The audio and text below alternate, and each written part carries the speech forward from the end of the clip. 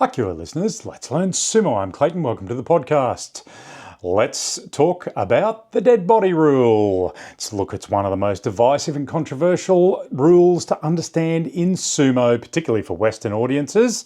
Why? Because it's a subjective decision by the Gyoji and the Shimpan judges, and we're faced with a few cultural issues where sumo rankings and preferences given to senior sumo ranks amongst sumo wrestlers is a bit hard for us to understand. So let's try to understand the rule as best we can, given some of the decisions that have already happened this year and a few from last year. So firstly, let's look at what Shinitai, or dead body, or as the judges call it, without body is. Now, we call it the Dead Body Rule, but to see the translation of the judges, they commonly call it or refer to a wrestler as being without body in a certain position. Now, all that means is, in simple terms, that the wrestler has been put into a position that they are no longer recoverable and able to continue fighting. Their balance is such that they'll be not able to regain it or to continue the fight, or in some cases have actually been put in a position where they've left the bounds of the dojo. Now, that might sometimes be airborne outside the dojo. So let's look at that first. Last year's embarrassing fight winner was Midori Fuji, losing to Fujino Koa. Let's watch that one. Well, in with a hand right to the chin was Midori Fuji, but now a double inside grip for Fujino Koa, and he goes to lift out Tsuridashi. Here goes Fujino Koa, which he gets a double inside grip, and he lifts up Midori Fuji, but the foot touches before he goes out. So anyway, let's go with what they called it. Tsuridashi, a dynamic win. Now, if we consider the dojo with the bales, and coming up from the bales, an imaginary see-through cylinder. Now, if the rikishi, or the wrestler, is airborne and going beyond that imaginary line, bounded by the bales, they'll be considered without body, or shinitai. So let's have a look at the dojo. So here's the dojo. You can see bounded by the bales and the little extensions on the side. Now, if we add a little extension above, a cylinder above the dojo, you can see where the bounds of that is. So the moment that Midori Fuji is lifted over the bales and crosses over the imaginary line of the bales of the dojo, he is considered to be shinitai, or without body.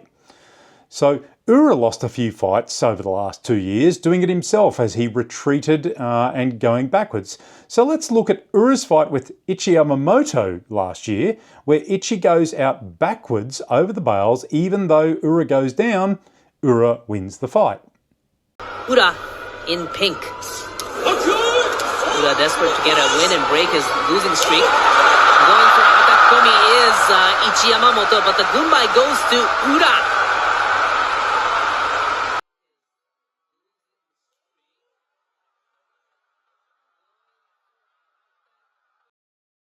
Yokozuna Onosato suffered pretty much the same fate, going dead body in a match against Atami Fuji. Now remember, this was a rematch against Atami Fuji when the first match was called Too Close to Call. We won't look at that one because that's a bit more controversial, but let's watch the second go. Slamming in Atami Fuji, left hand in, he retreats and he slaps and he takes out the Yokozuna. Another loss, 3 in a row. And Atami Fuji gets back-to-back kimboshi. And he's beaten in this rematch. Onosato. The next example is against Ayanishiki against Yoshino Fuji, and it kind of shows where a rikishi is totally dead body before the other person touches down. Now, in this fight, the Gunbai went to Ayanishiki, but he touched the clay first with his hand before Yoshino Fuji touched down himself. But the judges, looking at how it happened, decided that Yoshino Fuji was totally dead body because he was totally airborne, unrecoverable, without body, before Ayanishiki touched his hand down.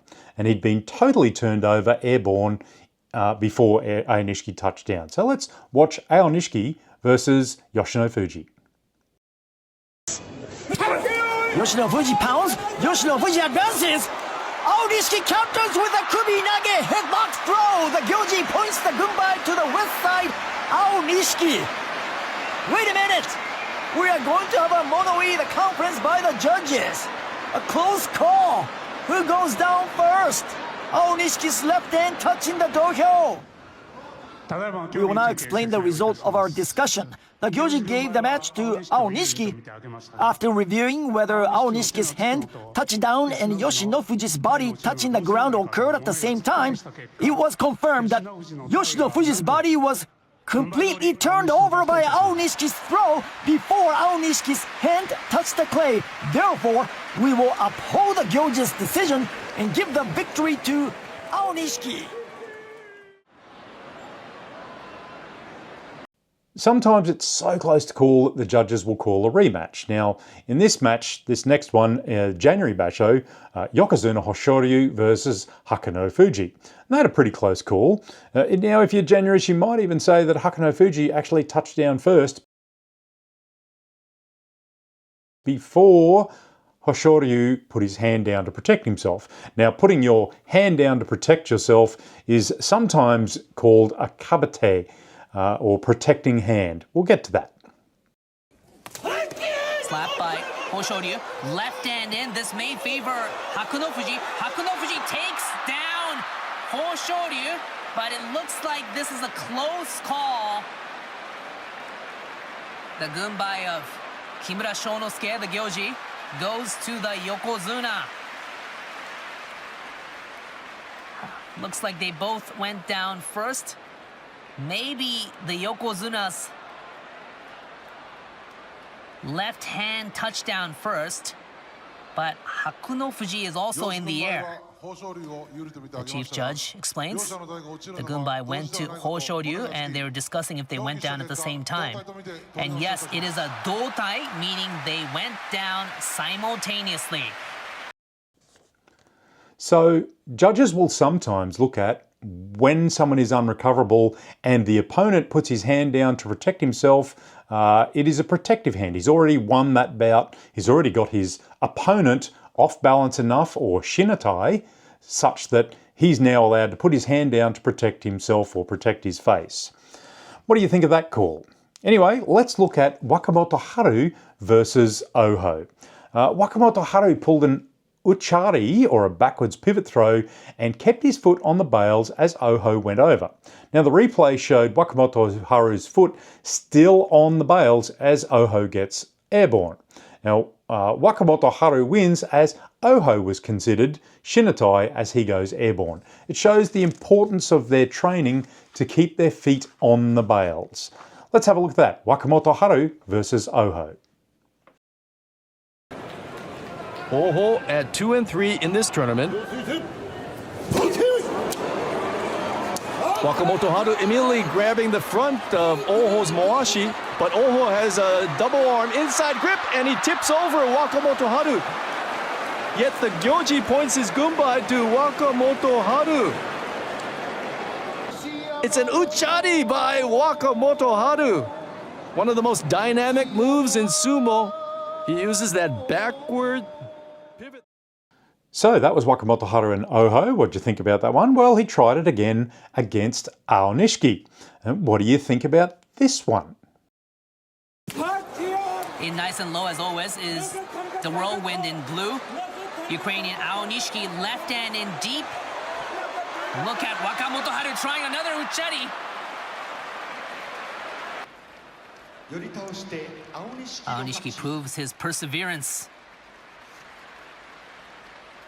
Left hand in deep.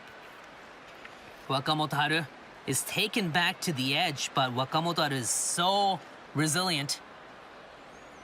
Then he tries that uchari. Same way he did on day 6. This time, Aonishiki is on top of him. So, it's a win for the new Ozeki here by Yoritaoshi.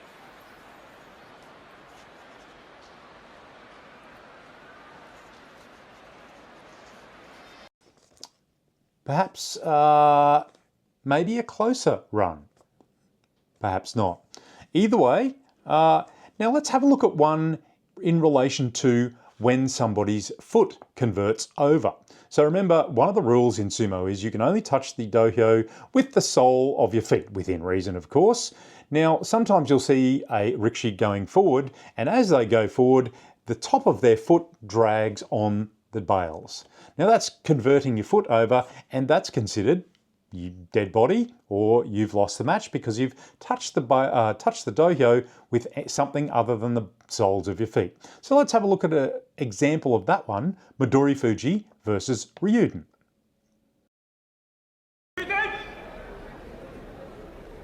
両手をついてミドルシさあ立ちました挟みつけて出ていくさあ左が入っている肩透かしで1回寄り返したいや決まり軍配は緑富士に上がりました